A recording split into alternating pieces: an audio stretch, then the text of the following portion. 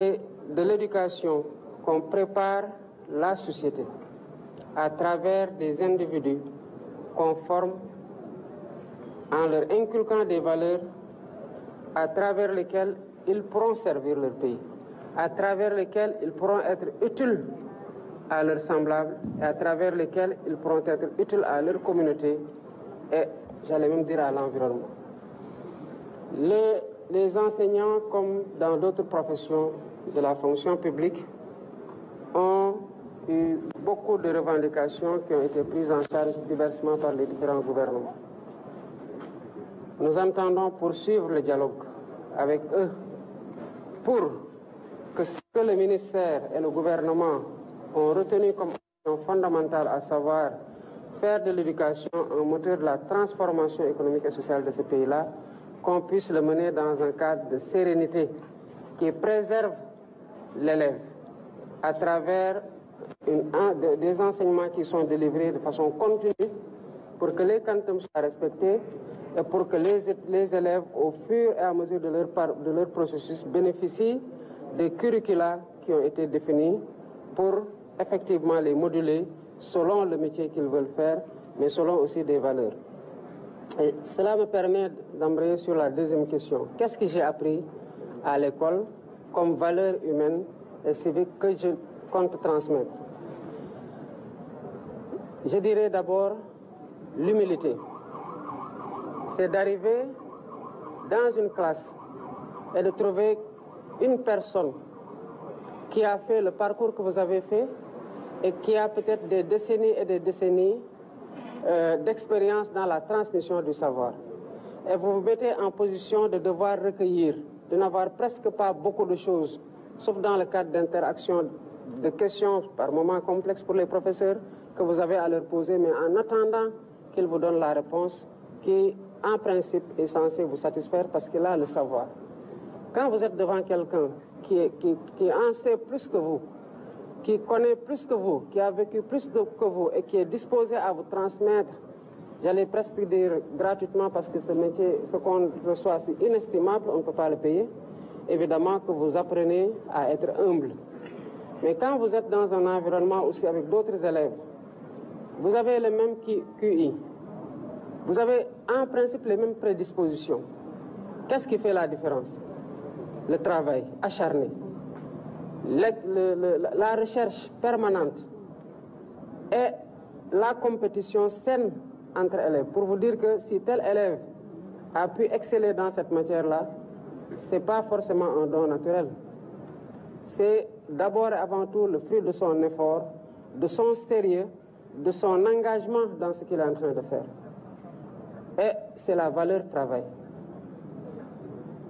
Il y a deux domaines dans lesquels j'ai appris que l'effort ne se perd jamais. C'est le sport. Quand vous faites vraiment du sport, vous voyez les résultats par rapport même à votre physiologie. Le sportif qui s'entraîne le plus progresse plus que celui qui s'entraîne moins. Pourquoi? Parce qu'il fait plus d'efforts à acquérir des aptitudes par rapport à d'autres qui en font moins. L'autre, c'est dans le domaine de l'apprentissage, quel que soit le métier. Pas seulement l'éducation, mais même dans les autres métiers. Celui qui y met plus de sérieux, qui y consacre plus de temps et qui est conscient des objectifs qu'il recherche à travers ses efforts permanents plutôt, est celui qui s'érige comme étant le meilleur. Donc, humilité, travail. La troisième question. C'est ici. Vous voulez parler devant. Bonjour, Monsieur le Président. Reculez un peu. L'immigration irrégulière est, comme vous le savez, devenue un fléau dans ce pays. Quels conseils donnez-vous aux élèves pour qu'ils poursuivent leurs études et continuent de croire en eux? Après le drame de Mbour, je crois, de Saint-Louis, il y a un rescapé. Il y a eu plusieurs morts et il y a un rescapé que j'ai suivi qui a 17 ans, qui dit qu'il est encore plus déterminé, malgré ce qu'il a vécu, malgré les morts qu'il a vues, à repartir. À 17 ans, il dit pourquoi il prend autant de risques, parce qu'il veut réussir. À 17 ans, on n'a pas encore échoué. À 17 ans, on n'a pas encore échoué parce qu'on n'est même pas encore majeur. Il faut que dans les familles, dans la société, qu'on valorise autre chose que le matériel. C'est respecter les autres membres de la famille qui n'ont pas une réussite matérielle, mais qui incarnent des valeurs, une exemplarité et qui forcent le respect parce qu'ils ne volent pas, ils ne mentent pas, ils ne transgressent pas les règles de vie en société. Mais l'immigration semble être aujourd'hui n'être motivée que par la recherche de l'argent. Que par la recherche de l'argent, que par la recherche du bien matériel, que par la recherche du confort, que des choses éphémères. Si une société est bâtie dans le cadre de cette compétition-là, évidemment, toutes les valeurs basculent, y compris la valeur fondamentale, à savoir le respect de la vie humaine. Et ceux qui étudient, ils doivent avoir de la patience et savoir qu'il y a un temps de formatage, d'apprentissage, d'acquisition d'expérience, de recherche du travail, de recherche dans l'auto-emploi, avant de considérer qu'il faut aller dans ce péril de l'immigration clandestine, qui, même en dernier ressort, ne doit pas être une solution. L'autre chose, c'est que les pays-là dans lesquels ils vont, mais il n'y a que des humains qui sont là-bas. Leur pays n'était pas là-bas. S'ils s'étaient enfuis, qu'ils avaient quitté ces pays-là, ils ne les auraient pas bâtis. Ils sont restés, ça a été difficile. Ils ont connu les guerres, ils ont connu la dictature. Ils ont connu la famine, ils ont connu la pauvreté. Mais ils sont restés, ils se sont serrés la ceinture et les coudes, ils ont travaillé pour changer le visage de leur pays. Nous devons croire qu'ici aussi, c'est à nous de faire la même chose pour bâtir notre pays. Il n'y a pas de miracle. Ce n'est pas des djinns, ce n'est pas des anges. Non, c'est l'effort et l'objectif commun que nous devons avoir de faire progresser notre pays. Et ça, au quotidien, chacun doit se considérer comme étant celui dont dépend la transformation systémique à laquelle nous avons appelé pour changer radicalement les choses au Sénégal. Quatrième question.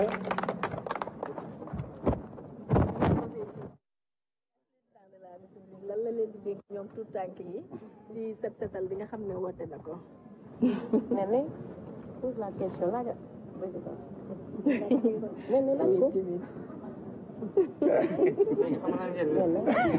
fexe leen rek ba garab bu ñu samp ngeen di woo mag ñi ne leen arrosé leen garab bi ngeen fexe ba garab bi bu ngeen di màgg garab gi di màgg seen wet saa bu nekkee mango bu ngeen màggee di ngeen mën a witti ci mango yi dégg nga. Salut, Monsieur le Président. Monsieur le Président, actuellement, on constate que beaucoup d'élèves dans notre pays n'atteignent pas la réussite souhaitée. À cet effet, Son Excellence, que comptez-vous faire pour que la réussite de tous soit à la règle au Sénégal? D'abord, tout commence à l'école. Je me rappelle quand on a eu la maîtrise en droit, on a organisé une fête de sortie de promotion avec un panel qu'un professeur, qui s'appelait Roch Niawi à l'université, a animé. Et le thème du panel était « Après la maîtrise, quelle perspective ?» Parce que quand on a la maîtrise en droit, on pense qu'on veut dire maître en droit ou maître en sciences juridiques. Pour nous, c'était quelque chose d'important parce que c'est dur d'arriver à la maîtrise, évidemment. Et en débutant la conférence, il dit, le thème c'est « Après la maîtrise, quelle perspective ?» Mais il n'y a pas de perspective après la maîtrise. Ça nous a douchés. Mais il enchaîne et dit, parce que vous avez beaucoup de savoir, mais vous n'avez encore aucun savoir-faire. Or, dans l'emploi, on vous emploie pour mettre en œuvre un savoir-faire, une compétence pratique. Et il dit aussi que vous êtes combien à avoir la maîtrise cette année?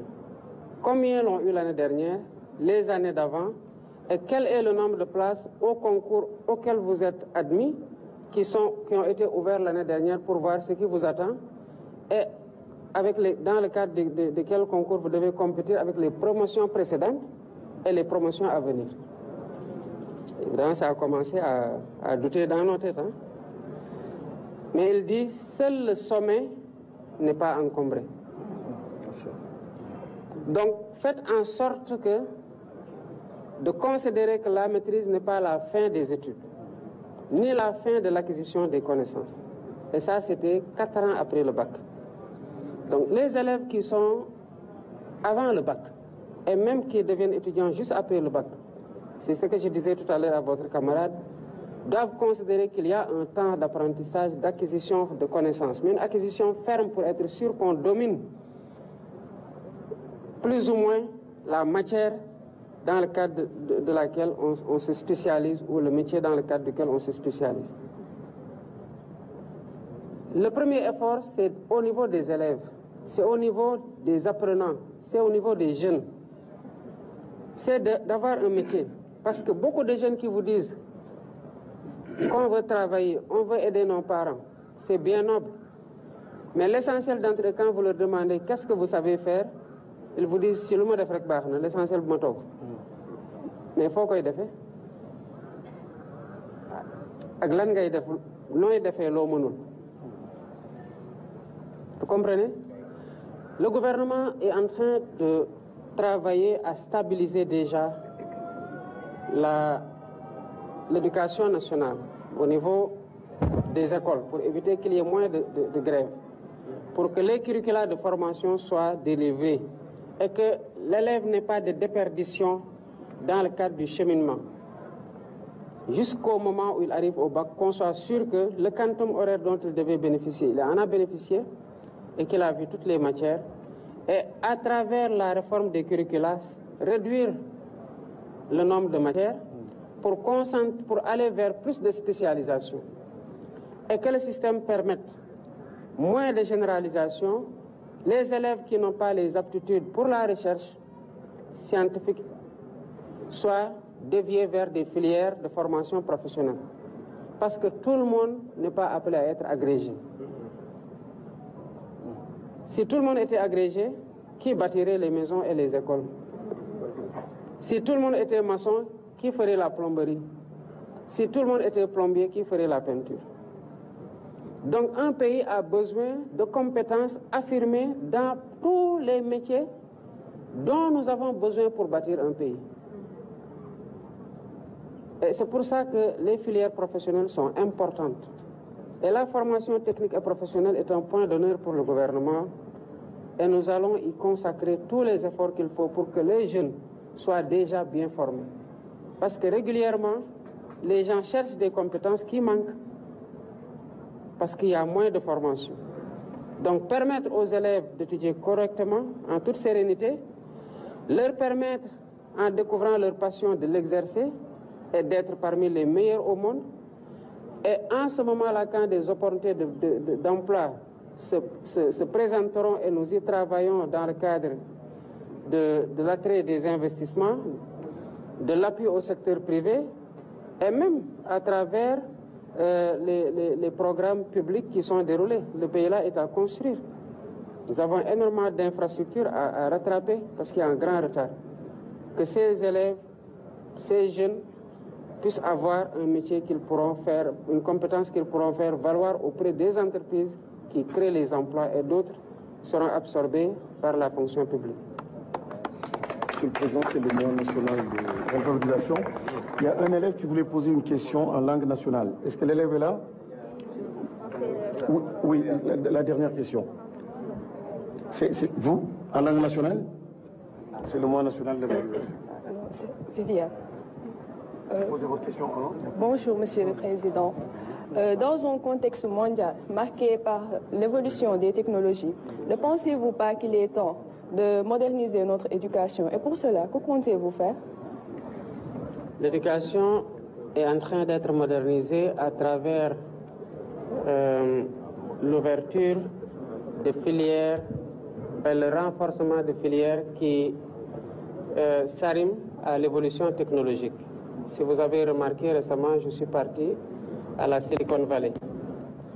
Et quand je suis parti à la Silicon Valley, c'était pour promouvoir un New Deal technologique qui fasse du Sénégal un hub technologique en Afrique de l'Ouest, particulièrement, mais en Afrique de façon plus générale. Parce qu'il faut ouvrir l'éducation aux nouveaux métiers, à savoir la formation au métier de l'intelligence artificielle et au métier numérique. Mais vous avez vu, dès cette année, le ministre a ouvert l'enseignement de l'anglais dès le primaire à certaines écoles, ce qui va vers une tendance de généralisation.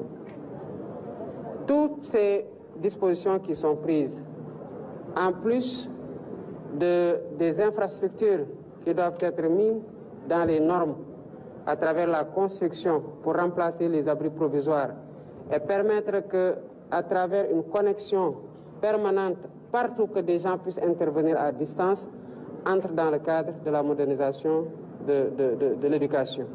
Évidemment, le ministère, en relation avec ses services, va continuer à déployer le programme pour que partout au Sénégal, les élèves et les étudiants puissent bénéficier des mêmes opportunités de formation. Et des mêmes... Dernière question. Non. Et pourquoi en séeréer? Parce que le président est sérieux. Monsieur le président, Chinyam simnonga wo foyonof inwe nandal nang no école fe baftona anda a part chono ke ha élève hengo mayo imbugu ando haro wago fi pour chono kaga amba jox